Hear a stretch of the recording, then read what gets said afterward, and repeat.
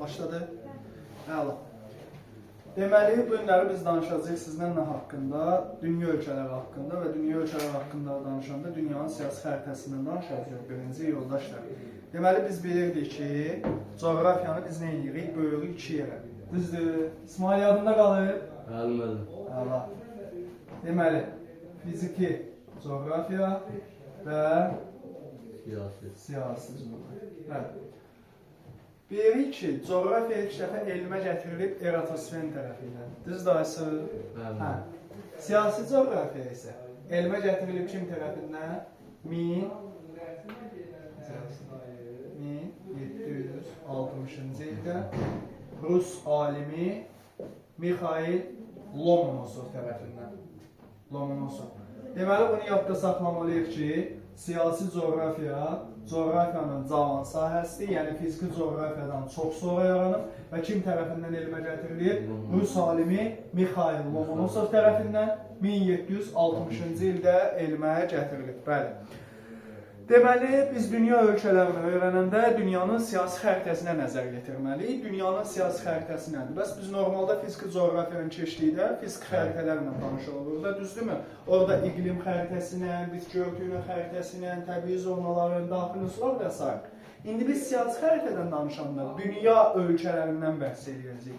Dünyada hal-hazırda 230 dənədən artıq nə mövcuddur?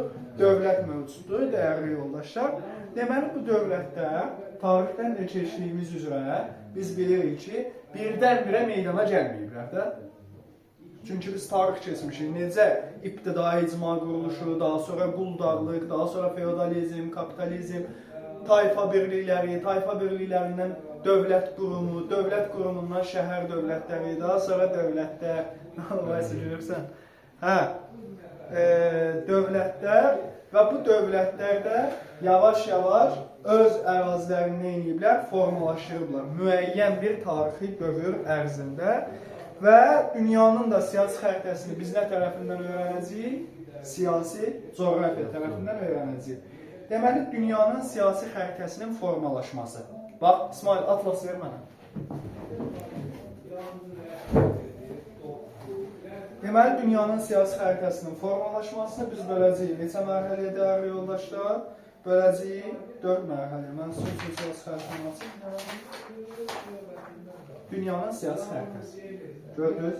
Yəni, biz burada nəyə görürük? Ölkələr, ölkələrin paytaxtları və ölkələrin iri şəhərləri. Deməli, bu dünyanın siyasi xəritəsinin formalaşması neçə mərhələdən keçib? 4 dənə mərhələdən keçib. Gəl görək bu mərhələlər hansılar. Deməli, birinci mərhələ qədim dövr adlanacaq. Yaxşı, birinci mərhələ adlanacaq nə? Qədim dövr. Bəli. Deməli, birinci mərhələmiz adlanacaq qədim dövr və birinci mərhələmiz davam eləyəcək bizim eramızın 5-ci əsrinə qədər. Nə vaxta kimi? Bizim eramızın 5-ci əsrinə kimi davam eləyəcək. Bəli. Deməli, bu bizim eranın 5-ci əsrinə qədər olan dövlətlər nisbətən iri imperiyalardan ibarət idi və digər dövlətlərdən ibarət idi ki, bu dövlətlərin, bu imperiyaların arasında siyasi-iqtisadi əlaqələr zəif idi. Aydındır. Deməli, biz birinci qədim dövrü götürəndə nə deyəcəyik? Bunların arasında siyasi-iqtisadi əlaqələr zəif idi. Təbii ki, zəif idi. Çünki, məsələn, indiki dövrlə götürəndə İndi telekommunikasiya xəttləri, internet xəttləri, avtomobil yolları, təyyarə, nəqliyyatın istənilən növü var. Və indi dünyamız qloballaşan dünyadır ki, bütün dövlətlərin bir-biri ilə nəyi var? Əlaqəsi var və bu əlaqə sıxdır. İstər iqtisadi nöqteyi nəzərdən, istəyir siyasi nöqteyi nəzərdən bu əlaqələr nədir? Sıxdır. Amma qədim dövrdə biz deyəcəyik ki, iqtisadi siyasi əlaqələr necə olur? Zəif, bəli, zəif xarakterizə olunur.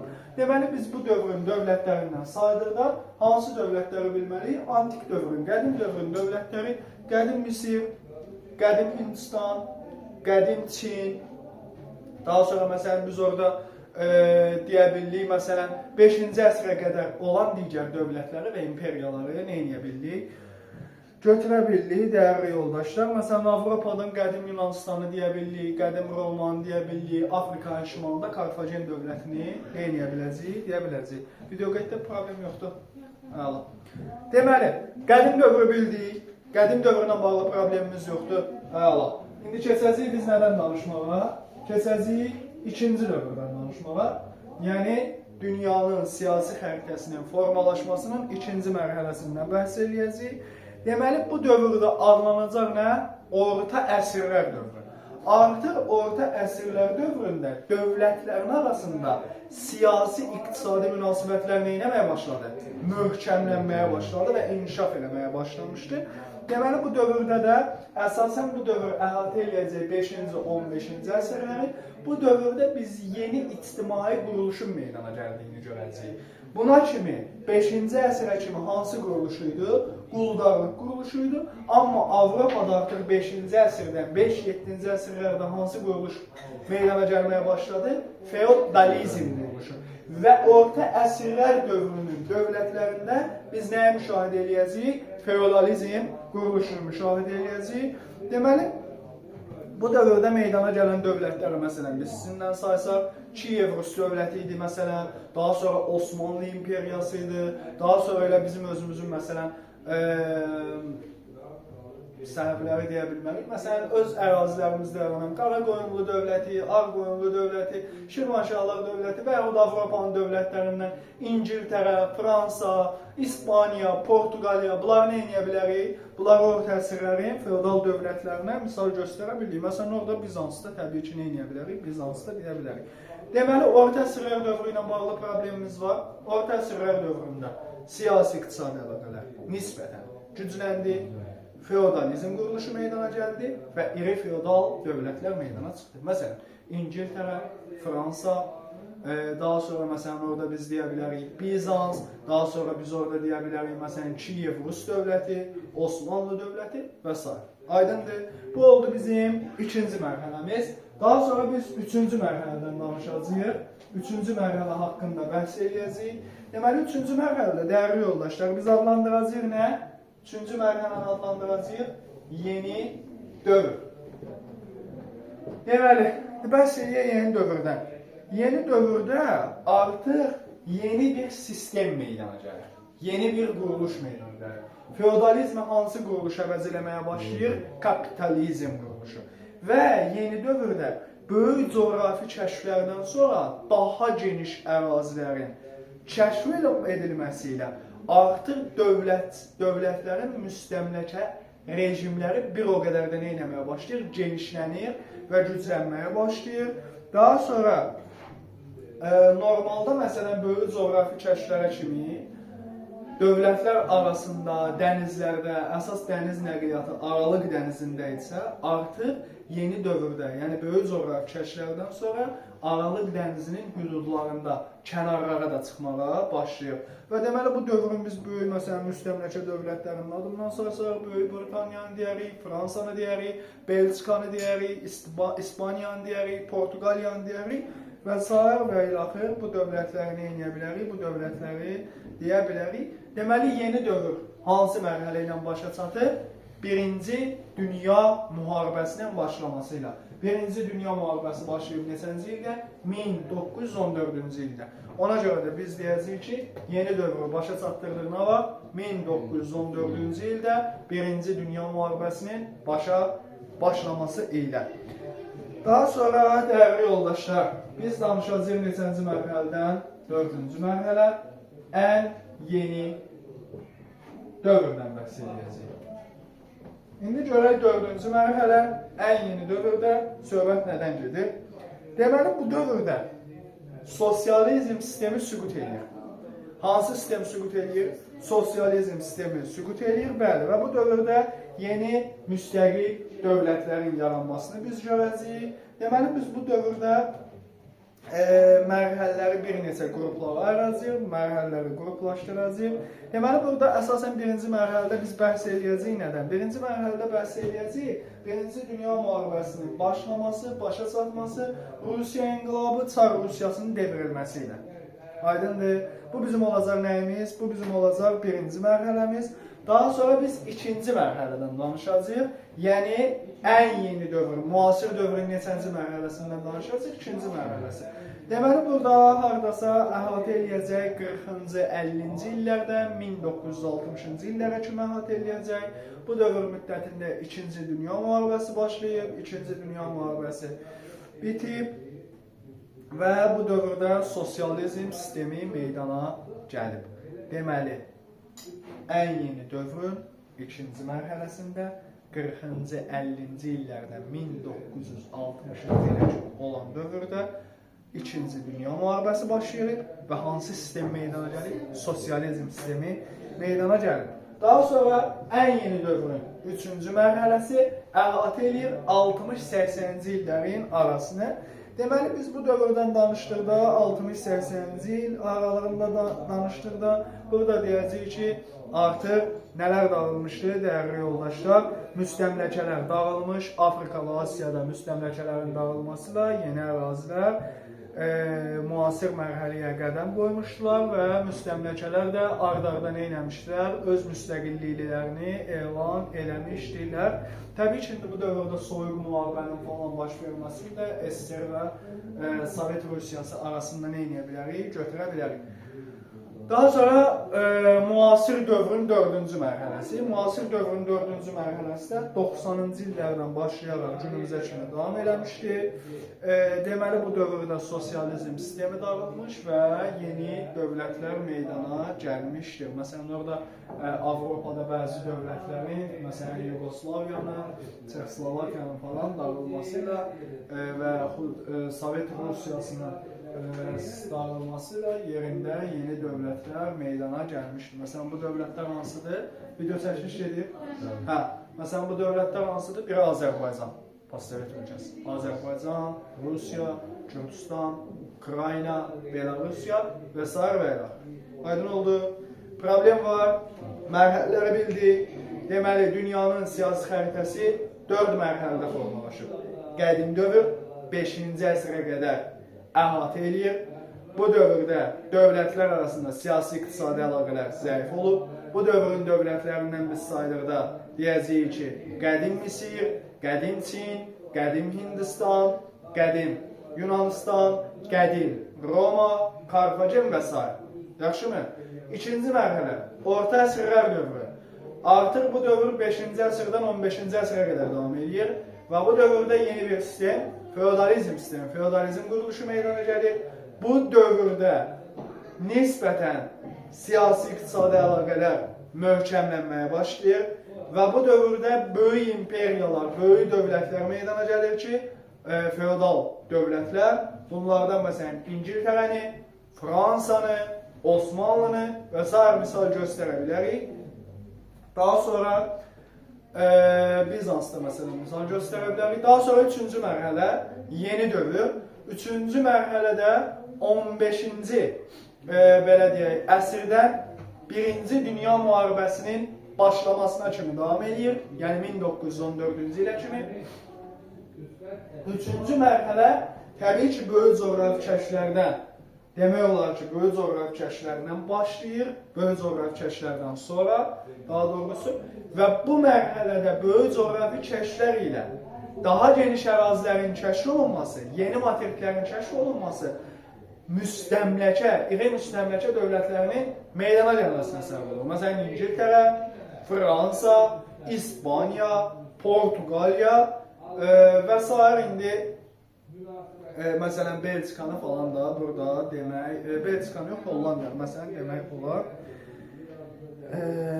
Deməli, daha sonra dəyərli yoldaşlar, məsələn, Belçika, Niderland, Almaniya, İtaliya kimi dövlətləri də misal göstərə bilərik.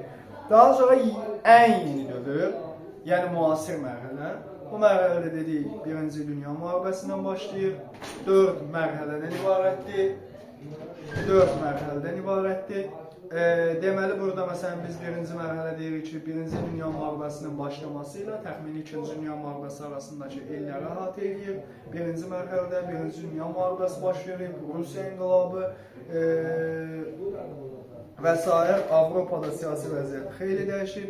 Daha sonra ikinci mərhələ 40-50-ci illəri əhatə edəcək. Bu mərhələdə İkinci Dünya müharibəsi baş verəcək və dünyada yeni bir sistem, sosializm sistemi yaranmış olacaq. 60-80-ci illər mərhələsi, 60-80-ci illər mərhələsində artıq müstəmləkələr dağılır və müstəmləkələrin dağılması ilə Afrika və Asiyada yeni dövlətlər ard-arda öz müstəqilliklərini elan edirlər. Və sonuncu mərhələ təbii ki, sonuncu mərhələ 90-cı illərdən günümüzə qədər olan mərhələni əhatə edəcək və burada nələr yaranır? Dövlətlər yaranır. İsmail, nə iş yoxlayırsan?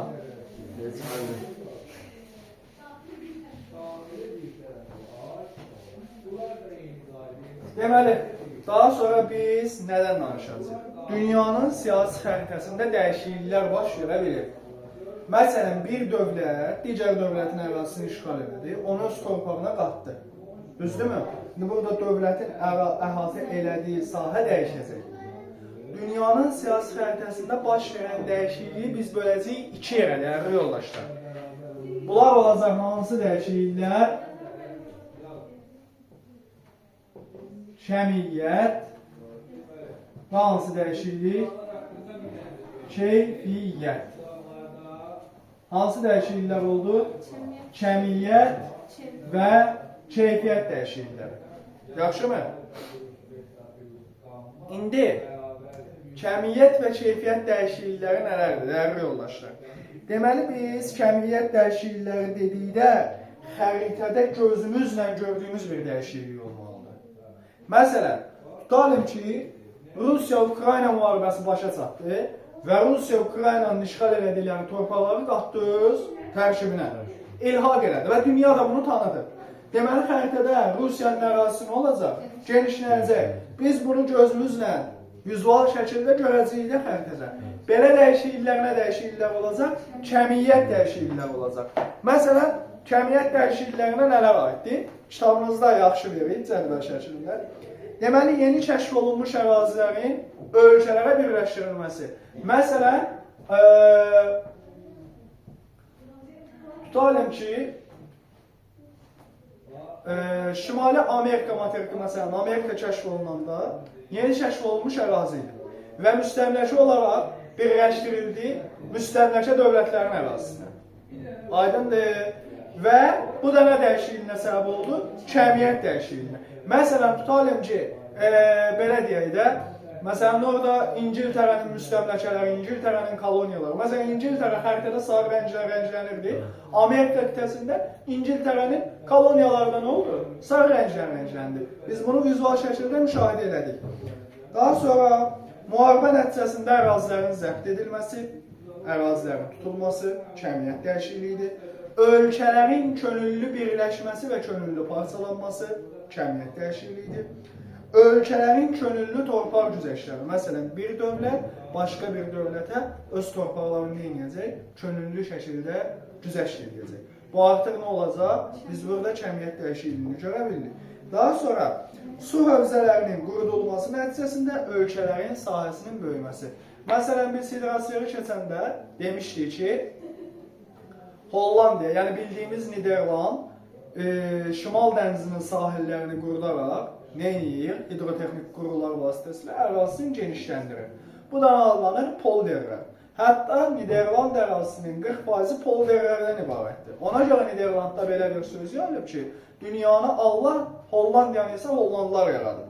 Deməli, biz artıq dəniz ərazisini qurudub, torpağımızı ora genişləndirəndə xəritədə bunu müşahidə edə biləcəyik də. Yenə nə adlanacaq bu? Kəmiyyət dəyişikliyi. Aydındır. İndi gəlin görək keyfiyyət dəyişiklikləri. Keyfiyyət dəyişikliyi odur ki, hadisə baş verir. Lakin biz bunu xəritədə müşahidə edə bilmirik. Aydındır yoldaşlar. Məsələn, müstəmləkələrin müstəqilliyi əldə eləməsi. Bu nə dəyişikliyidir? Keyfiyyət. Daha sonra dövlətlərin idarə etmə forması və inzibati quruluşunun dəyişilməsi. Məsələn, bir dövlət respublikaydı, çevrildi oldu nə?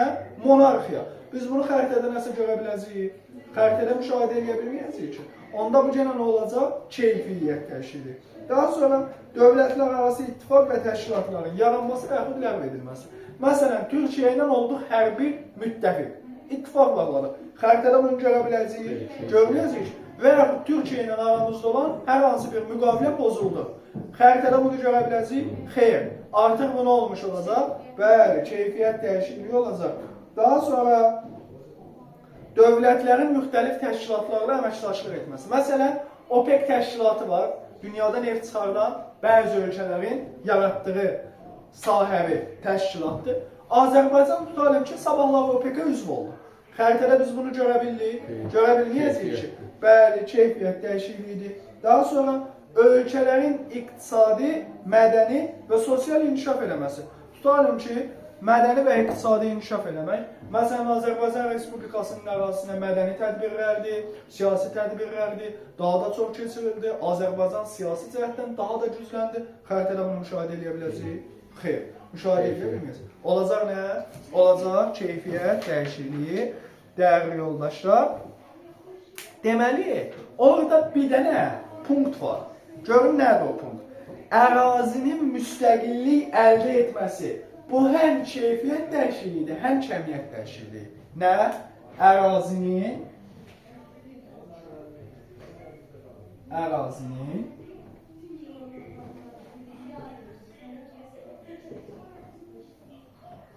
müstəqillik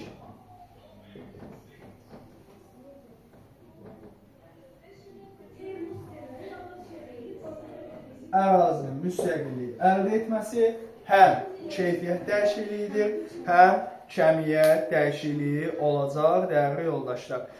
Və müasir dövrün siyasətçilərinə, yəni politoloqlara görə dünya xalqları arasında birləşməkdən ziyadə xırda etnik qruplarla özləri müstəqillik qazanmaq istəyirlər. Ona görə də politoloqların fikrincə yaxın dövr ərzində dünyanın siyasi xəritəsi dəyişəcək və yeni nələr yaranmış olacaq? Yeni müstəqil dövlətlər yaranmış olacaq. Yəni biz xəritədə kəmiyyət və keyfiyyət dəyişikliklərinə nə edə biləcəyik? Rast gələ biləcəyik, dəyərli yoldaşlar.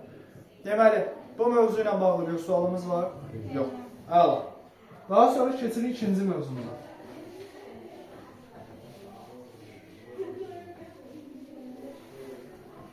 Biz danışacağıq nədən? Dövlətlərin geosiyasi mövqeyindən danışacağıq. Deməli, birinci biz bilməliyik, dövlət ərazisi nədir?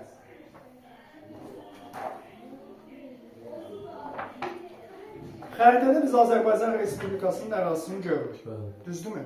İndi bir dövlətin ərazisi dedikdə nə nəzərdə tutulur? Onu müşahidə etməliyik.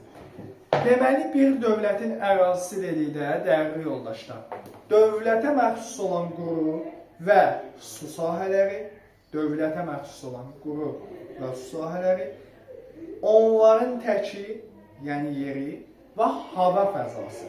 Bizim torpağın üzərində olan bu hava fəzasıları o da dövlətin ərazisi sayılır. Yəni, hər hansı bir dövlət Azərbaycan Respublikasından icazəsiz onun hava fəzasına daxil ola bilməz. Deməli, biz dövlət ərazisi dedikdə nəyi bildik? Dövlətə məxsus olan quru və su sahələri, onların təki, yəni yeri, aşağısı, altı və onun hava fəzası nə adlanacaq? Dövlətin ərazisi adlanacaq, dəyərli yoldaşlar.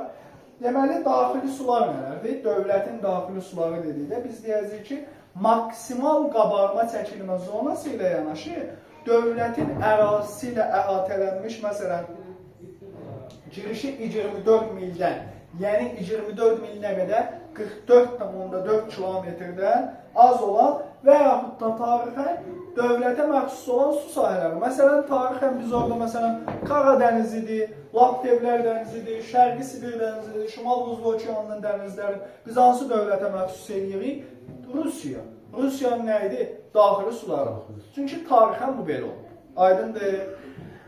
Deməli, daha sonra biz bunları da bildik. İndi yoldaşlar, biz nələrdən danışacağıq? Deməli, dövlətin ərazisinə daxil olan sahələrdən, məhəlli sulardan və iqtisadi zonalardan danışacağıq. Deməli, diqqət eləsəz, tutalım ki, bax, bura bir dövlətin quru ərazisidir. Quru. Düzdür? Quru. Məsələn, elə gəl yazar, məsələn, Bakı. Bakı. Düzdürmü? Bakının təbii xəritəsi belədir. Elə bir ki, mən sizə Bakı buxtası kimi çəkimdə. Hə, İndi görək dövlətin məsələn orada məhəlli suları nələrdir? Dövlətin orada iqtisadi suları nələrdir? Bunlara diqqət edəcək. Deməli daxili suları təyin eləmişik. Düzdür? Daxili suları təyin edəndən sonra biz danışacağıq nədən? Məhəlli sularından. Məhəlli sular nələrdir? Vay yoldaşlar, məhəlli sular, diqqət eləsəz, məhəlli sular sahil sulardan 12 millik məsafədə yerləşir. Məhəlli sular sahildən nə qədər məsafədə yerləşəcək? 12 millik məsafədə yerləşəcək. 12 mil. 12 dəniz mildə nə qədərdir? 22,2 kilometr. Aydındır. Bunlar adlanacaq nə? Bunlar adlanacaq məhəlli sular. Deməli, məhəlli suların özəlliyindən də biz danışacağıq. Məhəlli sular ümumiyyətlə dövlətin ərazisidir. Yəni, orada gedən bütün proseslər, hər şey kimə məxsusdur? Dövlətə məxsusdur. Sağ ol. Deməli, daha sonra məhəlli suların sərhəddindən 200 millik məsafədə. Deməli, məhəlli suların sərhəddi deyil. Məhəlli suların sərhəddindən 200 millik məsafədə, dəyərli yoldaşlar. 200 nə qədər? 200 mil. Bu da nə qədər edir 200 mil? 370 kilometr məsafədə. Bu ərazilər adlanacaq nə? İqtisadi. İsmail, sənin atan gəmisi də. Atan bunları dəyəri bilər. İqtisadi zona. Deməli, bax, iqtisadi zona nələrdir? İqtisadi zonada, yəni bu ərazidə yerləşən sulardakı təbii sərvətlərin istismarı. Orada məsələn neft var, qaz var. Onu çıxartmaq. Daha sonra burada süni adaların və quruların yaradılması, həmin o süni adalardan istifadə olunması, elmi tədqiqatların aparılması kimə məxsusdur? Həmin o sahilyanı dövlətə məxsusdur. Aydındır. Amma nəqliyyatdır, gəmiçilikdir, boru kəmərlərinin çəkilməsidir. Digər dövlətlər də oradan nə edə bilər? İstifadə edə bilər. Deməli, biz iqtisadi zonalarda nəyə bildik, dəyərli yoldaşlar?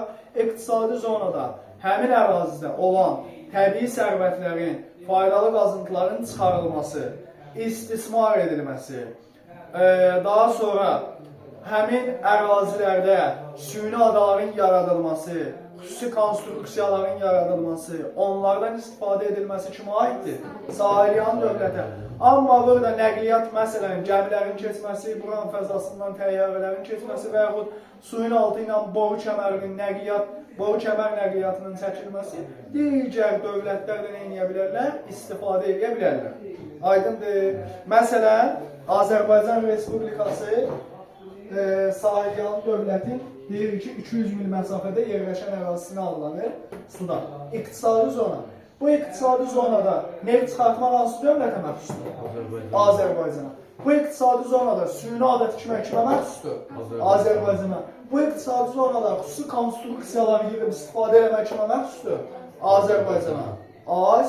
Amma bu iqtisadi zonada gəmi keçirtmək, boru nəqliyyatı çəkmək, təyyarə ilə uçmaq kimlərə məxsusdur?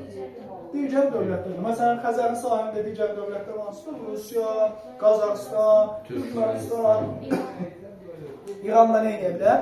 İqtisadi zonadan istifadə edə bilər. Amma dediyimiz kimi, nəqliyyat. Yaxşı, istər gəmi olsun, istər boru kəmər olsun, istərsə məsələn təyyarə ilə, onun hava fəzasından keçsin. Deməli, bunda bildik. Artıq o 200 mildən sonraki qalan sular var. Ora adlanır nə üçün? Ora açıq dəniz. O açıq dənizdə, gör nə deyir, bax. Deməli, həmin o açıq dənizdə sahilyanı dövlətlərin xüsusi iqtisadi zonalarına daxil olmayan dəniz akvatoriyaları, dəniz sahillərinə adlanacaq, açıq dəniz adlanacaq. Açıq dənizin digər adı nədir? Biz açıq dənizə beynəlxalq və ya neytral sular deyəcəyik. Nə deyəcəyik açıq dənizə İsmail? Beynəlxalq və ya neytral sular deyəcəyik. Deməli, burada həm iqtisadi, həm hərbi, həm digər fəaliyyət növləri sahilyanı və materik daxili dövlətlər tərəfindən aparılır.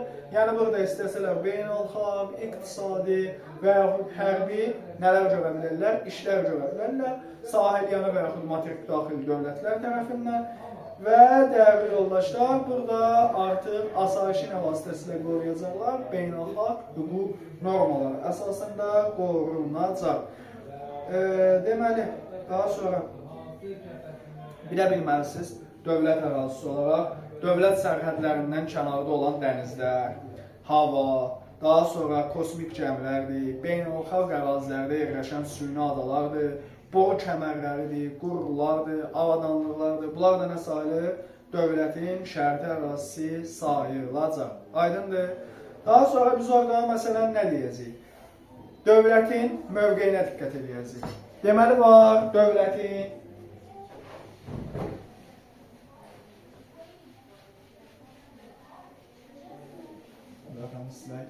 təmiz qalsın. Deməli orada var dövlətin coğrafi mövqeyi. Deməli, dövlətin coğrafi mövqeyi dedikdə ölkənin digər ölkələrə və digər coğrafi obyektlərə nəzərən mövqeyidir. Aydındır.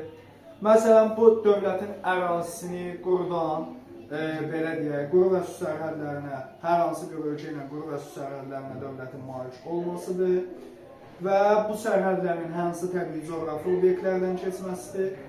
Ümumi bunlardır. Nə olur? Yazməli başlıdır, söhbət salam. Eybi yox, problem yox. Deməli, daha sonra bunu da bildik biz. Coğrafi mövqeyi biz 3 yerə böləcəyik, dəyərli yoldaşlar. Coğrafi mövqeyi bölünəcək 3 yerə.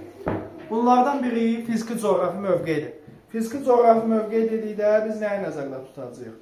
Ölkənin materik daxili və okeanlara nisbətən mövqeyi, ölkənin dar və düzənliklər və digər təbii obyektlərə görə mövqeyidir. Deməli, məsələn, biz orada danışırıq, məsələn, Monqolistan haqqında. Deyirik ki, Monqolistanın heç bir okeana çıxışı yoxdur. Düzdür və materik daxili ölkədir. Bunu nəyə əsasən biz sayırıq? Təbii coğrafi obyektlərə. Düzdürmü? Məsələn, deyirik ki, Azərbaycan Respublikası yerləşir Alp-Himalay seysmik qurşağında. Azərbaycan Respublikasının ərazisində Böyük Qafqaz dağları yerləşir. Düzdür. Dövlətin nə idi bu? Fiziki coğrafi mövqeyi. Əgər biz dövlətin mövqeyini təbii obyektlərə əsasən müəyyən ediriksə, o olacaq nə? Fiziki coğrafi mövqeyi. Yaxşımı? Daha sonra yoldaşlar, dövlətin iqtisadi coğrafi mövqeyi, onun iqtisadi inkişafına təsir göstərən amilləri biz deyirik. Məsələn, Azərbaycan Respublikasının deyirik ki, tutalım ki, Səfəvilər dövlətinin biz məsələn keçmişdə danışırıq ki, iqtisadi coğrafi mövqeyindən. Düzdür? Deyirik ki, Səfəvilər dövləti yerləşir nəyin üzərində? Avropa ilə Asiyanı birləşdirən İpək yolunun üstündə. İpək yolu Səfəvilər dövlətinin iqtisadiyyatına təsir edir? Edir. Deməli, bu Səfəvələrin məsələn nəyi oldu? İqtisadi mövqeyi. Azərbaycan Respublikası məsələn Avropa ilə Asiyanı birləşdirən ərazidə yerləşir. Oradan keçən ticarət yollarının üzərində yerləşir. Elədə Azərbaycan Respublikasının iqtisadiyyatına təsir. Deməli, bu oldu nə? İqtisadi coğrafi mövqeyi. Aydındır. Daha sonra biz siyasi coğrafi mövqeyi. Siyasi coğrafi mövqeyi dedikdə ölkənin digər ölkələrlə münasibətlərdə mövqeyi nəzərdə tutulur. Digər ölkələrlə münasibətlər sistemindəki mövqeyidir. Dəyərli yoldaşlar. Bu da ilk növbədə ölkənin regiondakı mövqeyi olacaq. Məsələn, Azərbaycan Respublikasının Qafqaz regionunda mövqeyi necədir? Azərbaycan Respublikası burada hansı dövlətlərlə siyasi tərəfdaşdır, hansı dövlətlərlə beynəlxalq münasibətləri necədir? Bunlar nəzərdə tutulacaq. Telefon zəlat qatılacaq. Yox. Deməli, biz ölkənin geosiyasi rolunu müəyyən edəcəyik. Ölkənin geosiyasi rolunu müəyyən edən amillər 2 yerə bölünəcək, yoldaşlar. Var burada əsas amillər, əsas amillərdən savayı digər amillər. Deməli, ölkənin geosiyasi rolunu, yəni əsasən gücünü göstərən amillər hansılar? Birinci, iqtisadi gücü. İqtisadi gücü deyəndə ümumi daxili məhsulun həcminə görə biz hesab edəcəyik. Ümumi daxili məhsulu irəliləyən dərslərimizdə keçəcəyik. Ölkənin hərbi gücü. Hərbi büdcəsidir, aktiv ordu sayıdır, silahları, texnikası və s. Deməli, nə oldu? İqtisadi gücü, hərbi gücü və ölkənin təbii resurslarının həcmi. Məsələn, bu ölkənin təbii faydalı qazıntılarının həcmi, neft həcmi nə qədərdir, qaz həcmi, daş kömür həcmi, dəmir həcmi, dəmir filizləri və s. Aydındır. Deməli, hərbi gücü, iqtisadi gücü və təbii resursların həcmi nə olacaq? Dövlətin geosiyasi mövqeyinin əsas amilləri olacaq. Digər ikinci dərəcəli amillər hansılardır, dəyərli yoldaşlar? İkinci dərəcəli amillər isə dövlətin siyasi təsir dairəsidir. Məsələn, dövlət beynəlxalq aləmdə hara kimi, hara qədər təsir eləyə bilir. Daha sonra ölkə daxili sabitlikdir. Məsələn, ölkənin daxilində müxtəlif problemlərin olub-olmamasıdır. Məsələn, bəzi dövlətlər var ki, onların daxilində vətəndaş müharibələri gedir. Aydındır. Ölkə daxili sabitlik və ölkə vətəndaşlarının nəyin biz götürəcəyik, həm də digər amillər kimi sağlamlığını götürə biləcəyik. Deməli, əsas amilləri bildik. Əsas amillərimiz nələr oldu? Hərbi gücü, iqtisadi gücü və nə olacaq? Təbii resurslarının həzmi. Digər amillər isə nə olacaq? Ölkə daxili sabitlik olacaq, vətəndaşların sağlamlığı olacaq və siyasi təsir dairəsi olacaq. Bunlarla bağlı problemimiz var. Deməli, dövlətin qonşuluq münasibətlərinə görə mövqeyi bölünəcək yoldaşlar. Neçə yerə? Var dövlətin mikro mövqeyi, var dövlətin mezo mövqeyi, var dövlətin makro mövqeyi. Mikro mövqeyi, mikro birisi kiçikdir. Özünə daha yaxın, yəni sərhədyanı dövlətlərə görə mövqeyi. Məsələn, yoldaşlar, həm sərhəd ölkələrə nisbətən ölkənin yerləşməsi. Məsələn, Azərbaycan Respublikasının sərhəd dövlətləri hansılardır? Türkiyədir, Ermənistandır, İrandır, Rusiyadır. Məsələn, bu sərhədlərimizdə indi bunlardır da, düzdür. Bizim bunlara görə mövqeyimiz hansı mövqey olacaq? Mikro. Sərhədyanı dövlətlərə görə mövqey götürənlər olacaq? Mikro, bəli. Daha sonra dövlətin mezo mövqeyi regiondakı ölkələrə nisbətən yerləşməsi. Məsələn, Qafqaz regionunun ölkələrinə görə. İndi təbii ki, Qafqaz regionunda bir Rusiyadır. Şimali Qafqazdır. Cənubi Qafqazda 3 dənə dövlət idi. Azərbaycandır, Ermənistandır, bir də Gürcüstandır. Aha. Məsələn, Cənub-Qərbi Asiya regionu. Cənub-Qərbi Asiya regionunda hansı dövlətlər var? Məsələn, var Səudiyyə Ərəbistan, İsrail, Suriya. Sərhədimiz yoxdur ki. Region dövlətləridir. Həmin region dövlətlərinə görə mövqeyimiz götürüləndən olacaq? Mezo mövqeyi olacaq. İndi makro mövqeyi nədir? Dünya ölkələrinə nisbətən ölkənin yerləşməsi mövqeyidir. Məsələn, Azərbaycan Respublikasının Yaponiya nəzərində. Yaponiya ilə regionda yerləşmirik. Bir Asiya qitəsinin o başındadır. Biz Cənub-Qərbi Asiyadayıq, o Şərqi Asiya. Bir regionda deyilik ki, nə olsun eynikdə? Düzdür, dünyanın o bir tayında odur, bu bir tayında biz. Deməli, bizim məsələn Yaponiya nəzərən mövqeyimiz olacaq? Makro mövqeyi. Sərhədyanı dövlətlərə görə mövqeyi olacaq mikro. Regiondakı dövlətlərə görə olacaq mezo, digər dünya dövlətlərinə görə olacaq makro. Daha geniş mövqeyi, mikroda kiçik mezo, vaxtda mövqeyi makrodan daha geniş mövqeyi. Deməli, okeana nisbətən yerləşməsinə görə dövlətləri böləcəyik iki yerə. Dəniz sahili və materik daxili. Aydındır. Dəniz sahil dedikdə də Azərbaycan Respublikası Xəzər dənizinin sahilində deyə bunu dəniz sahili götürməyəcəksən. Dəniz sahili sən o vaxt bir dövləti götürərsən ki, o dövlət, okean və onun hissələrindən sahilində yerləşsin. Okean sahilində yerləşən dövlətləri bilirik. Məsələn, Braziliya. Və onun hissələrinin sahilində yerləşənlər hansılardır? Okeanın hissələri nələr idi? Dənizlər, körfəzlər, boğazlar. Düzdür. Məsələn, körfəz. İran körfəz sahilində yerləşən hansı dövlət? İran. İran sırf okean sahilində deyil ki, amma İran körfəzi onun hissəsinin sahilindədir. Deməli, İran necə dövlətdir? Dəniz sahilində. Bəli. Deməli, daha sonra materik daxili dövlətlər hansılardır, dəyərli yoldaşlar? Okeana və dənizə birbaşa çıxışı olmayan dövlətlərdir. Azərbaycan. Monqolistan. Aydındır. Nə olsun ki, biz çaylar və kanallar vasitəsilə çıxa bilirik. Yəni, birbaşa bizim okean sahili, dəniz sahili, körfəz sahili, boğaz sahili bir mövqeyimiz yoxdur. Biz materik daxili dövlətlər sayılırıq. Deməli, dəyərli yoldaşlar, dəniz sahili dövlətlərə biz həmçinin dəniz sahili dövlətləri xırdalaya da bildik. Ada dövlətləri, məsələn, ada dövlətləri hansılardır? Məsələn, biz ada dövlətləri deyəndə götürəndə, məsələn, Madagaskar, Şri Lanka, Yaponiya, aydındır, Böyük Britaniya. Sırf nədən ibarətdir bunlar? Adadan. Məsələn, yarımada dövlətlər. Məsələn, yarımada dövlətlər Hindistan, Malayziya. İndi Malayziyanın adalarda da yerləşir. Məsələn, daha sonra bu dövlətləri nümunə çəkə bildik. Ada, yarımada və arxipelag. Arxipelag nə idi? Adalar qrupu.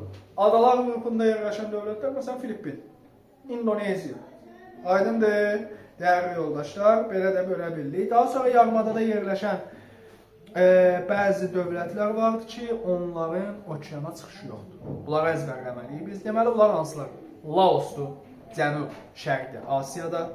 Daha sonra Serbiya, Şimali Makedoniya. Bunları biz bilməliyik ki, Serbiyadır, Şimali Makedoniyadır. Bunlar yerləşir Balkan yarımadasında. San Marinodur, Vatikandır. Bunlar yerləşirlər Apenin yarımadasında. Andorradır. Bunlar da yerləşirlər Piriney yarımadası, İspaniya və Fransa sərhədində. Aydındır, bunların okeana çıxışı yoxdur. Deməli, Bosniya və Hersegovinanın okeana çıxışı olsa da, hər tərəfdən Xorvatiyanın daxili suları rəayət olunur. Yəni, Bosniya və Hersegovina da okeana çıxa bilmir. Yaxşı, bu dövlətləri əzbərləmək lazımdır.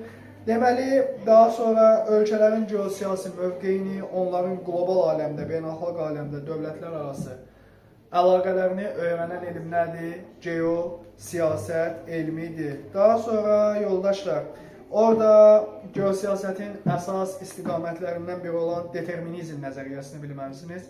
Coğrafi determinizm nəzəriyyəsi nədir? Determinizm nəzəriyyəsində deyir ki, İnsanlar, cəmiyyət ictimai qanuna uyğunluqlarla deyil də təbii coğrafi şəraitə görə formalaşırlar. Yəni bu nə deməkdir? Baxın, məsələn, təbii coğrafi şərait dövlətlərin formalaşmasına, cəmiyyətin inkişafına bilavasitə təsir edir. İndi məsələn, biz onu əslində real bir nəzəriyyə deyil, çünki qəbul olunmuş bir nəzəriyyə deyil. Ondan sonra dəyərli yoldaşlar, var marionet dövlət anlayışı. Marionet dövlət deyəndə nəyi nəzərdə tutulur? Müstəqilliyi formal xarakter daşıyan dövlətdir marionet dövlət. Yəni, müstəqilliyi formal xarakter daşımaq necə? Yəni, bu dövlət özü beynəlxalq aləmdə azad kimi görsənir, amma başqa bir dövlətin diktəsi ilə idarə olunur. Aslıdır. Aydındır, ağası var. Buna deyirlər nə? Marionet dövlət deyirlər. Deməli,